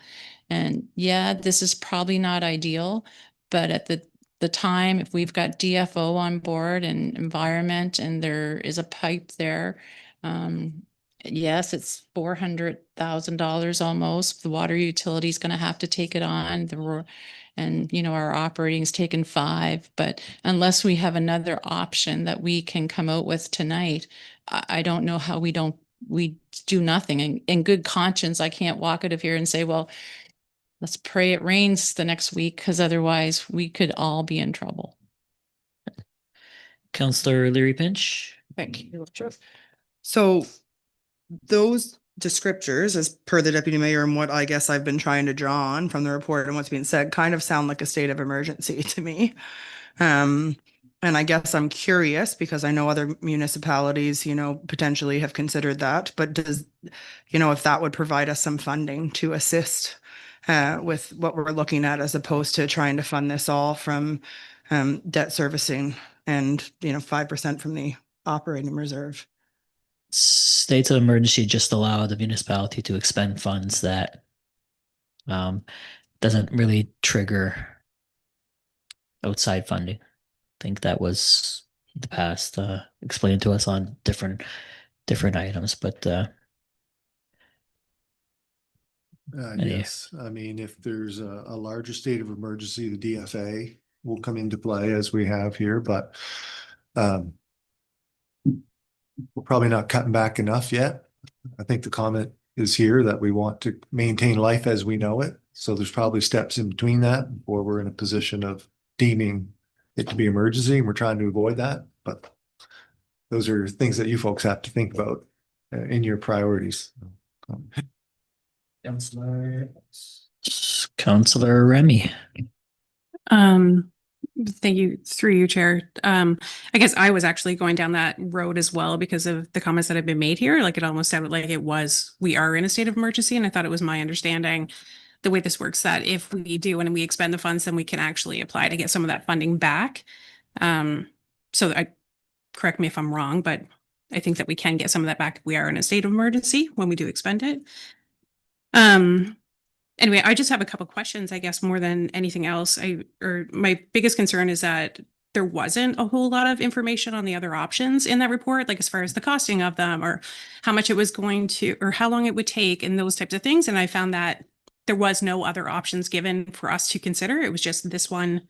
And then the other ones were mentioned, but without any details attached to them, which it would have been nice to have those, just because it would be nice to have those to make that decision, because $400,000 is a lot. I do have one question though, and it was just based on a comment here. So if we're in a mandatory, you know, we're cutting back our water and all of that stuff, then we can cut off bulk water deliveries? Is that something that can happen, that we can be like, nope, no more bulk water? Because wouldn't they be customers as well? Sorry.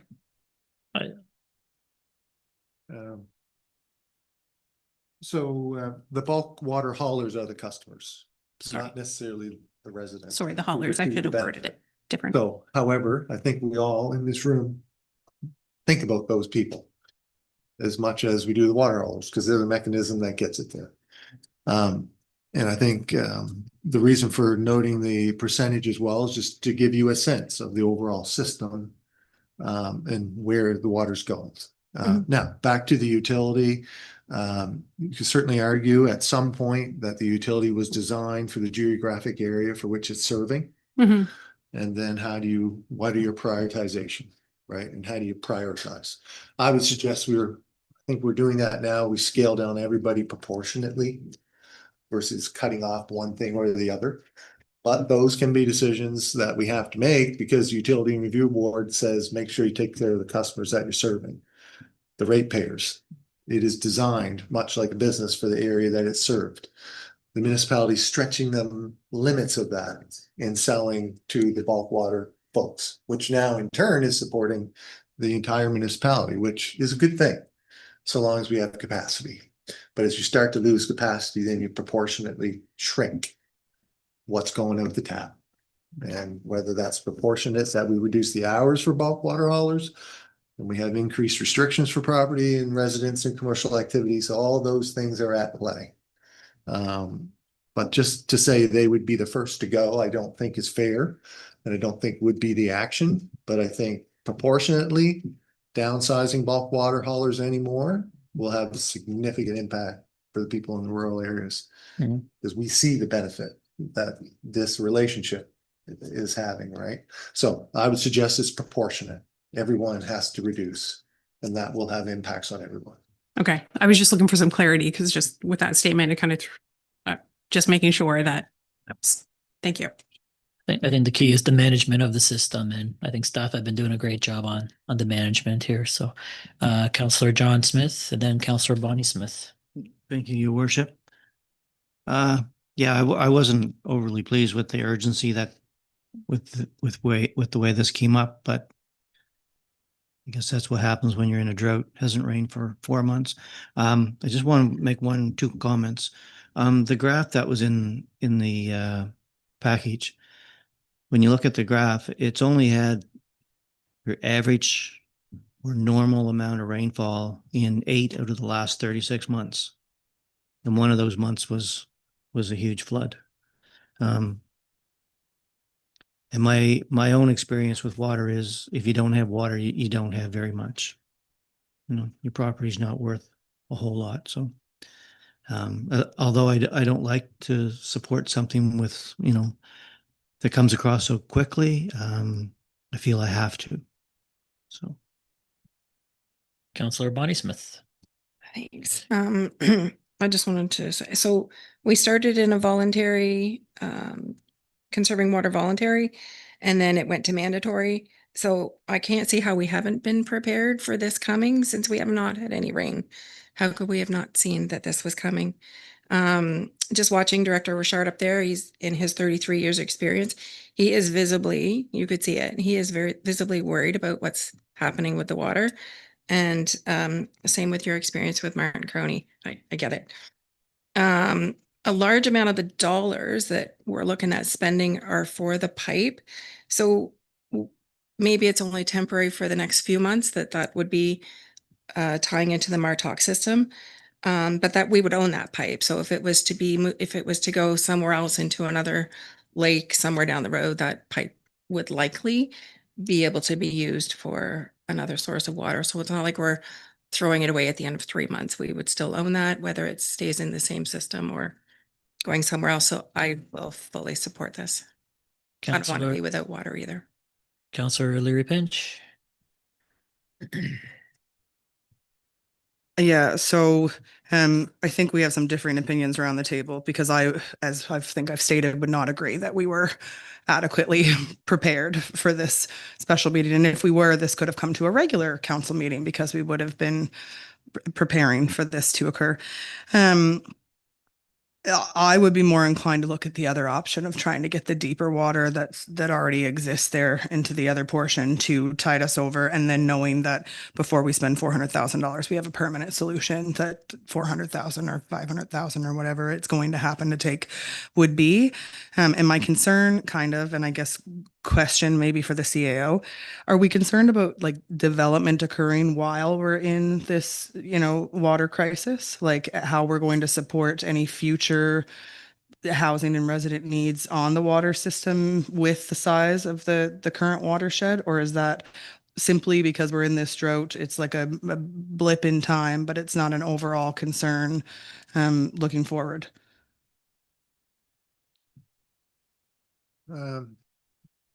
I guess it's the predictability of a drought and the predictability of the extreme measures. It's no different than our conversation with stormwater, right? As we're trying to set a standard, and those extreme weather events are really what we're trying to hit.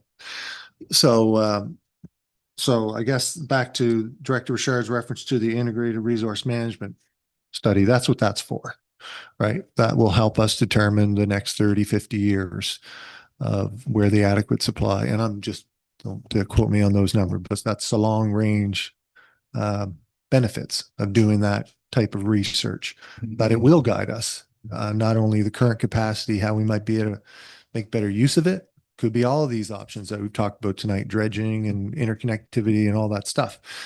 That will be the study that helps us manage development moving forward. As we've said, I think this is discussion for council is more about probably the risk tolerance that you have. And that's kind of what we're putting in front of you. So if, your worship, if folks would like more information, we can do that. If your risk tolerance is a little bit lower versus higher, then maybe it's a worthy exercise for us to pursue these things. We just don't have too much time and resource to go towards what we think is the best option, dedicated our energy in that way, but we can pursue those other options as well. but that takes time, and that's not to be threatening because we've said we think there's capacity there. We just can't predict the future, and we're trying to give you as much notice as we can because our risk tolerance is probably a little bit lower. So if you'd like to wait, you'd like to have more information, that's something that you could exercise as well. That gives you collectively a greater level of confidence in the decision that you want to make. So, yeah. Further discussion, council?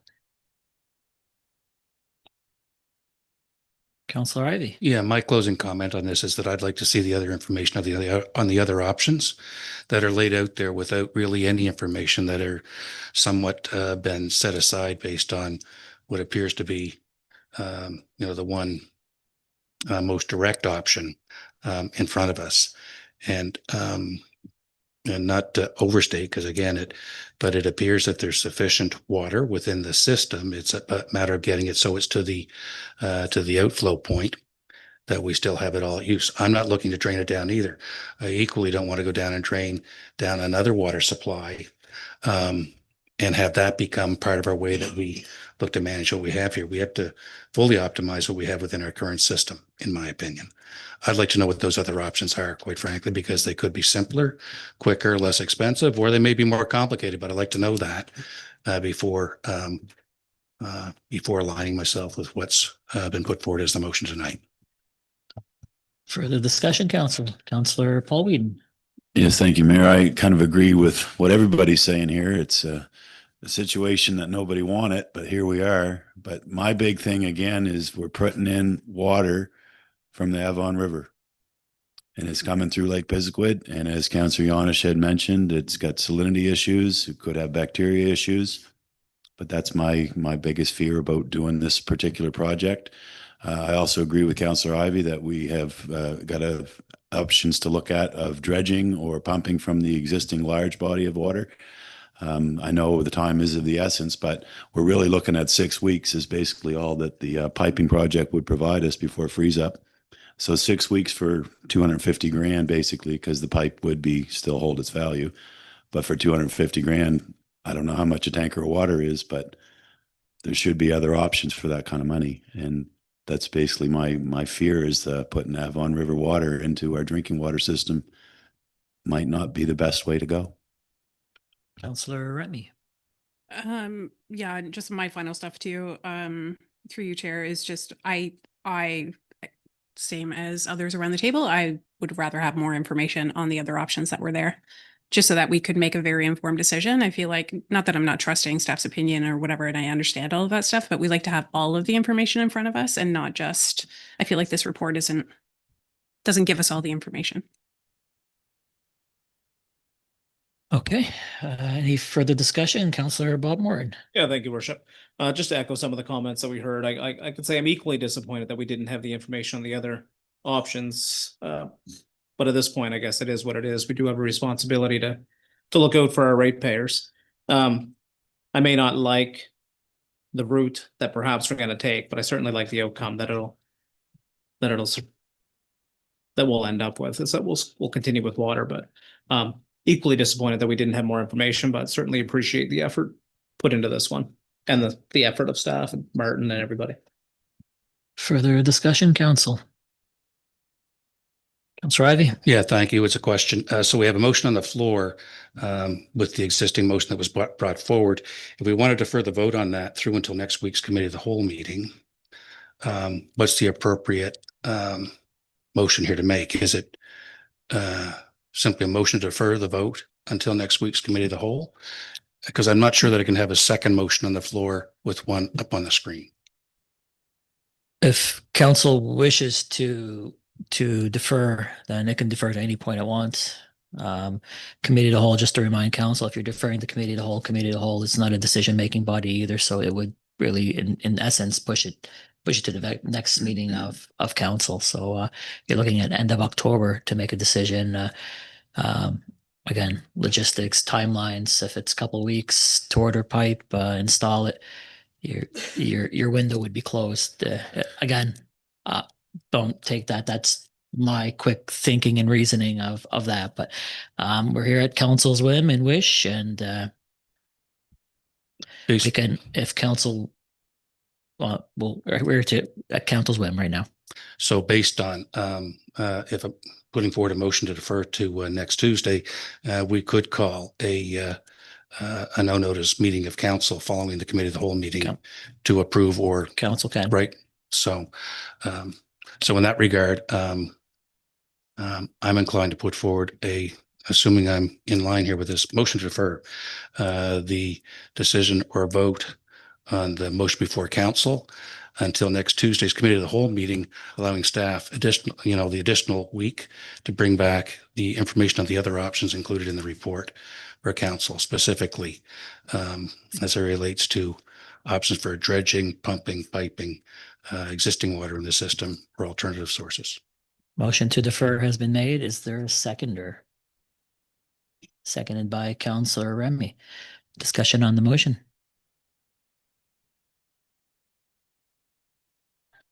All right, so we're going to be voting on a motion to defer this motion to committee of the whole next week. All those in favor signify by hands up, and just keep your hands up when you do vote. 1, 2, 3, 4, 5. Just give me a second here, guys, so I can mark these down.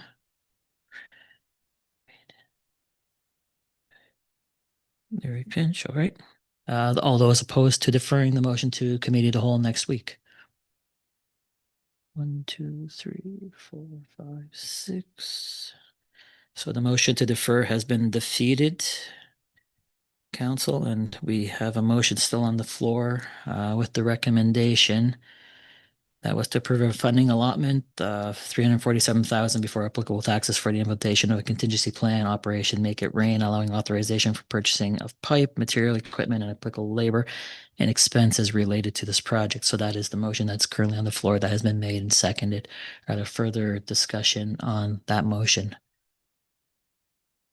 Seeing nothing, we will call a vote on that. All those in favor of that motion signify by hands up. All those opposed? We have 4 opposed. Motion is passed. Thank you very much, everybody. All right, our next meeting date, as stated, is next Tuesday. Committee of the whole, regularly scheduled meeting, committee of the whole at 6 p.m. Thank you very much. We will call this